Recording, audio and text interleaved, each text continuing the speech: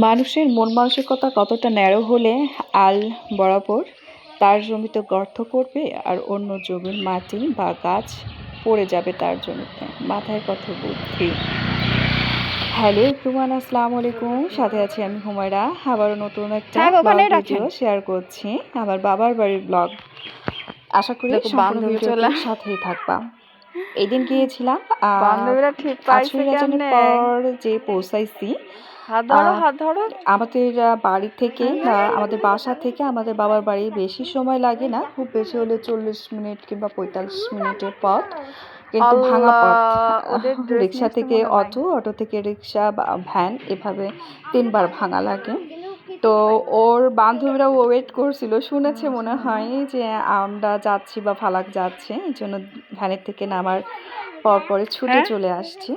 আর এদিকে calling bell বাজাচ্ছিল ফালাক, ওর নানু এসে আবার খুলে দিল।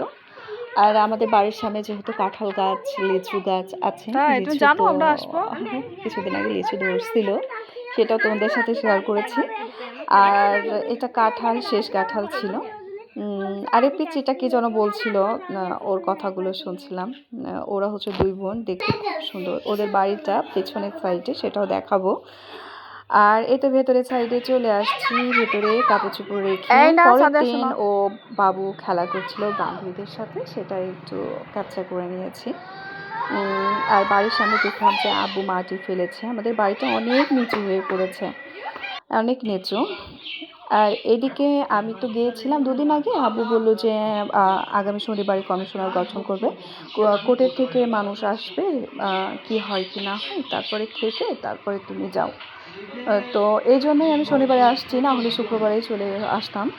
তো শনিবারের দিনই তো আমাদের আশেপাশের যাদের জমি নিয়ে ঝামেলা হচ্ছিল, আমাদের মূলত জমিটা তো আমাদের, ওরাও চাই আর কি। অনেক মানুষই ছিল, অনেক মানুষই আসছিল। তো চতুর্পাশের আরও মানুষ আছে, ওরা মূলত চায় আমাদের জমিগুলো তারা ভোগ করবে, কিন্তু জমি তো কেনা আমার আব্বুর, আমাদের দলিলও আছে, কিন্তু ভোগ করতে চায় তারা। এই রকম দীর্ঘ 6 বছর ধরে আব্বু প্রচুর টাকা পয়সা খরচ করেছে, কিন্তু বর্তমান যুগে উকিলের থেকে খাইস্টা আর উকিলের থেকে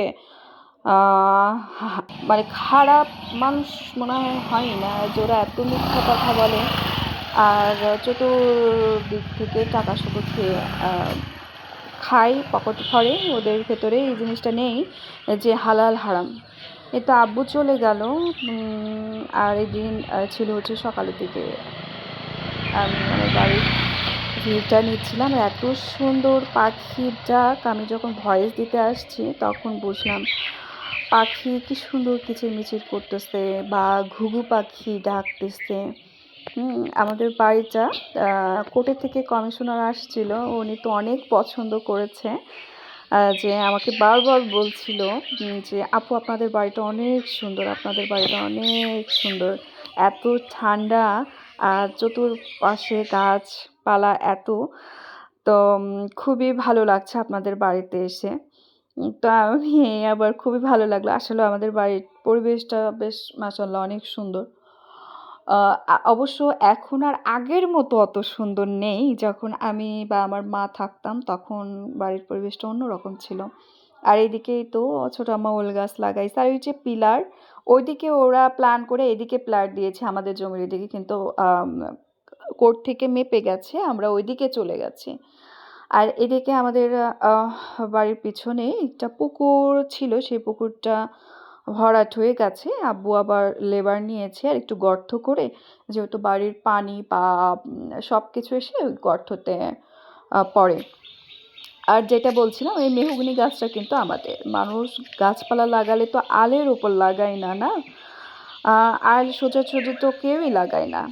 এই যে দেখেন আপনারা, এই গাছ তো আমাদের ভেতরে আছে। ওই পাশে আরো জমি, ওই পাশে আমাদের আরো জমি আছে। এই যে তো করবেন এত পরিমাণে গর্ত খুঁড়ছে যাতে আমাদের সব কিছু এদিকে ভেঙে পড়ে যায়, গাছগুলোও ভেঙে গেছে। মানুষের মনে যে এত শয়তানি আর এত কুবুদ্ধি নিয়ে থাকে, কিছু বলার নেই। আর দেখা যাক, আল্লাহ ভরসা, আল্লাহ কি হয়, আল্লাহ কি করে। আম যেখানে ওরা ২ শতকের ঝামেলা হচ্ছিল, সেখানে ১ শতকের আ আমার আব্বু পেয়েছে, আর ১ শতক বাদ আছে। ওইটাও ইনশাআল্লাহ হবে। আল্লাহ ভরসা, আল্লাহ যদি ও চায় অবশ্যই হবে। আর এটা আমাদের বাড়ির পিছন সাইডে। উম এটা আমাদের বাড়ির পিছন সাইডে। আর ৬ টা মেয়ে, ৬ টা মেয়েরই বিয়ে হয়ে গেছে। আর ১ টা ছেলে। এজন্য বাড়িঘর দর এখনো কিছু করি নাই। আর সব শেষে বাহিরে চলে আসছি সেই দিনকার একটা ভিউ। আসলে আমার আবুদের বাড়িতে গেলে না তেমন একটা ভিডিও ক্যাপচার করতে ইচ্ছেই করে না। আমার মনটা ভীষণ খারাপ হয়ে যায়। যে মা ছাড়া বাড়ি, আ আসলেও যার নেই সেই বুঝবে কষ্টটা কি। সবাইকে আল্লাহ হাফেজ।